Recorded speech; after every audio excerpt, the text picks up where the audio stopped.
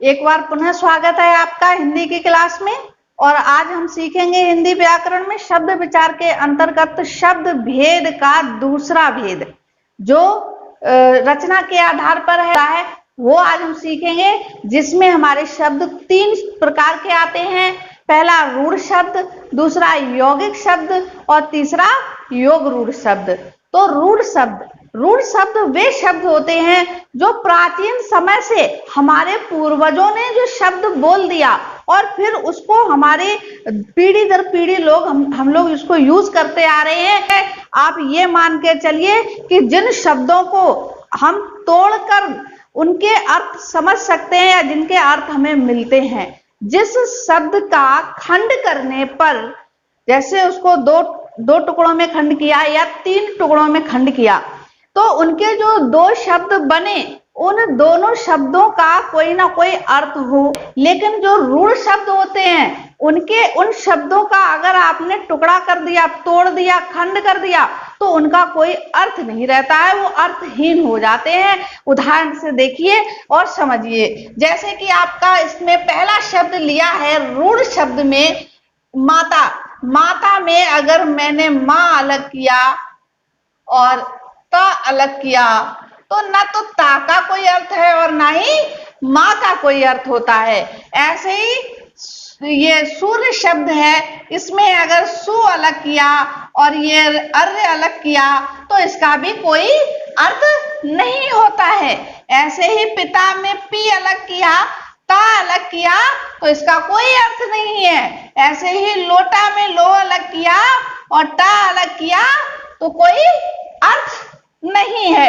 ये हैं आपके रूढ़ शब्द। अगर इनके क्या कहते हैं, ऐसे ही इसमें खटिया में खा अलग किया, टिया अलग किया या खटी अलग कर दिया या अलग कर दिया तो इसका कोई अर्थ नहीं रहता है। इसी तरह से और भी शब्द हैं, आप इनको खुद भी अलग करके देख सकते हैं, इनका कोई अर्थ नहीं रहता है।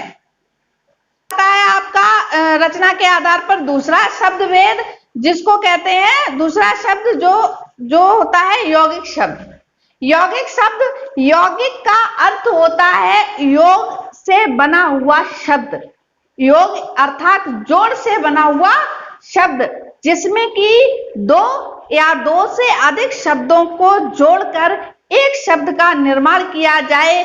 उदाहरण के लिए रसोई घर, तो रसोई एक अलग शब्द है, घर एक अलग शब्द है। स्नान घर, स्नान एक अलग शब्द है और घर एक अलग शब्द है। हिमालय, हिम अलग शब्द है, हिम का अर्थ होता है बर्फ, और आलय यानी स्थान, हिमालय यानी बर्फ का स्थान। तो इस तरह से बने हुए शब्द जो होते हैं वो यौगिक कहलाते हैं, जिनको तोड़ने से उन टूटे हुए शब्दों का जो अलग अलग शब्द हुए हैं उनका भी अपना एक अर्थ होता है। ये होते हैं यौगिक शब्द। और यौगिक शब्द जो हैं वो कौन से शब्द भेद में आते हैं? रचना के आधार पर शब्द भेदों में आते हैं। अब कुछ इसमें शब्द दिए हैं, जरा इनको देख लीजिए। उदाहरण स्वरूप जैसे कि सुपुत्र, तो इसमें हमने सु अलग किया प्लस पुत्र अलग किया और जब इनको जोड़ा तो सु मीन्स होता है, सु का मीन्स होता है अच्छा, और पुत्र का मतलब क्या होता है? बेटा। तो क्या हो गया? दोनों को मिला के क्या हो गया? अच्छा बेटा। तो अर्थ तो वही होगा, शब्द जिस शब्द का अर्थ होगा वही शब्द कहलाता है। बिना अर्थ का कोई शब्द नहीं होता है। अब इसी तरह से पुष्प और हार, तो पुष्प एक फूल है और हार कहते हैं, हार मीन्स क्या होता है? माला। और ऐसे ही रसोई और घर, आप इनको अलग करके देख सकते हैं। रसोई शब्द अपने आप में अलग अर्थ रखता है और घर अलग अर्थ रखता है। मिठाई वाला, मिठाई अलग शब्द हो जाता है जिसका अपना अर्थ है, और वाला भी अलग शब्द हो जाता है। इसी तरह से औषध आलय, तो इसमें औषधि इसका अलग अर्थ है, और आलय, आलय मीन्स स्थान। प्रधानाचार्य, प्रधानाचार्य, प्रधान अलग शब्द है और आचार्य अलग शब्द है, तो ये है यौगिक शब्द।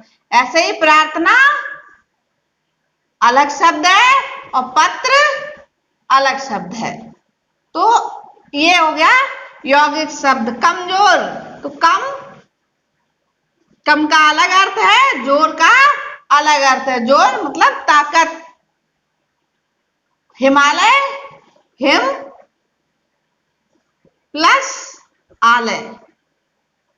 तो आपने देखा इन शब्दों को अलग अलग करने पर इन शब्दों के जो अलग अलग शब्द किए हैं उनका भी अपना अर्थ है, वो भी शब्द कहलाते हैं। अब इसके बाद जो इसका तीसरा प्रकार आता है वो है योग रूढ़ शब्द। योग रूढ़ शब्द ये भी एक तरह से यौगिक शब्द ही होते हैं। योग रूढ़ शब्द दो या दो से अधिक शब्दों से मिलकर बनते हैं, लेकिन यौगिक शब्दों की तरह इनका शाब्दिक अर्थ नहीं होता है, इनका एक विशिष्ट अर्थ होता है। हम इसको समास में बहुव्रीहि समास के उदाहरण से भी समझ सकते हैं। जब हम समास चैप्टर पढ़ेंगे, समास अध्याय पढ़ेंगे, तो हम देखेंगे कि जो हमारे योग रूढ़ शब्द हैं वही हमारे समास के प्रकार में जब बहुव्रीहि शब्द आता है तो उसके उदाहरण, बहुव्रीहि समास के जो उदाहरण होते हैं वही योग रूढ़ शब्द के उदाहरण भी होते हैं। तो देखिए, जैसे कि इसमें उदाहरण स्वरूप दिया गया है नीलकंठ। क्या दिया गया है? नीलकंठ, जिसमें दो शब्द हैं, एक तो नील और दूसरा कंठ। लेकिन इसका अर्थ क्या होगा? जाके इसका एक विशिष्ट अर्थ होगा, वो क्या होगा? शिव, भगवान शिव। भगवान शिव के लिए कहा जाता है नीलकंठ। नीला है कंठ जिसका, उसको क्या कहते हैं? भगवान शिव कहते हैं। तो इस शब्द का, नीलकंठ का, अगर हम इनको अलग अलग करते हैं तो ये यौगिक शब्द बन जाते हैं, परंतु इनका जो विशिष्ट अर्थ निकलता है जिसे हम कहते हैं शिव, शिव भगवान, तो वो क्या कहते, तब ये क्या होगा? तब ये योग रूढ़ शब्द कहलाएगा, योग रूढ़ शब्द कहलाएगा। रूढ़ का मतलब होता है परंपरागत, यानी प्राचीन समय से जो लोग बोलते आए और हम जिनको सुनकर वैसे का वैसा ही बोलते चले आए हैं, वो रूढ़ शब्द कहलाता है। और योग का मतलब जो दो या दो से अधिक शब्दों को जोड़कर उनका योग कर जो शब्द का निर्माण हुआ हो, वो योग रूढ़ शब्द कहलाता है। ऐसे ही दशानन, दशानन यानी 10 है, आनन जिसके, जिसमें एक तो शब्द हो जाता है दश और दूसरा क्या हो जाता है? आनन। 10 का मीनिंग समझते हो आप? 10 यानी 10 संख्या, और आनन मीन्स होता है क्या? आनन का मतलब होता है सिर। 10 है सिर जिसके, तो 10 सिर किसके हैं? अर्थात रावण। 10 सिर किसके हैं? रावण के। तो रावण को बोला जाता है दशानन। इसी तरह से तीसरा शब्द है लंबोदर। क्या है? लंबोदर। इसका मतलब क्या है? लंबा है उदर जिसका, जिसमें लंबा शब्द अलग निकलेगा और उदर अलग निकलेगा। आप देख लीजिए, लंबा शब्द अलग निकलेगा और उदर अलग निकलेगा। जब इनको मिलाएंगे तो ये लंबोदर शब्द हो जाएगा और इसका एक विशिष्ट अर्थ होगा जिसको हम कहेंगे गणेश जी। गणेश भगवान के लिए ये शब्द आया है लंबोदर। ऐसे ही तीसरा इसमें शब्द है, तीसरा नहीं चौथा यानी नेक्स्ट शब्द है अगला शब्द जलज। जलज को भी अगर हम करेंगे तो जल अलग शब्द करेंगे और ज अलग करेंगे। जा मीन्स होता है उत्पन्न होना और जल का मतलब होता है पानी। पानी से जा का मतलब होता है उत्पन्न होना। यानी पानी से उत्पन्न होने वाला। तो पानी से उत्पन्न होने वाला यानी पानी में जन्म लेने वाला। पानी में जन्म लेने वाला कौन होता है? कमल। पानी से जन्मा, पानी में जन्मा, तो वो कमल के लिए आया। जलज, इसीलिए जलज पर्यायवाची भी होता है। कमल का जो पर्यायवाची शब्द है वो भी जलज होता है। दूसरा है पीतांबर।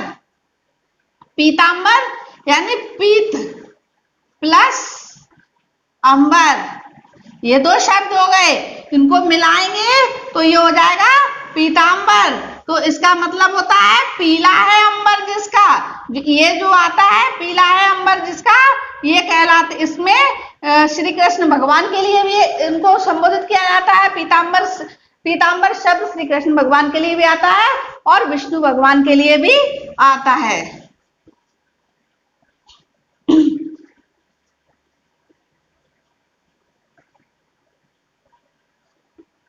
इसी तरह से मुरलीधर, मुरली अधर, मुरली प्लस अधर, जब ये दोनों शब्द मिल जाएंगे तो ये बनेगा मुरलीधर। और इसका एक विशिष्ट अर्थ होगा क्या? मुरली है अधरों पर जिसके, अर्थात श्री कृष्ण। तो इस पार्ट में, इस भाग में आपने देखा कि रचना के आधार पर शब्द भेद कितने होते हैं। रूढ़ शब्द, यौगिक शब्द, योग रूढ़ शब्द। अब आप इनको भूलेंगे नहीं, इनको समझकर इनको तैयार कीजिए और इनको अपनी नोटबुक में भी उतारिए। और इसके बाद हम देखेंगे कि प्रयोग के आधार पर शब्द भेद कितने होते हैं, लेकिन उसके लिए इंतजार कीजिए अगले भाग में, अगले भाग का।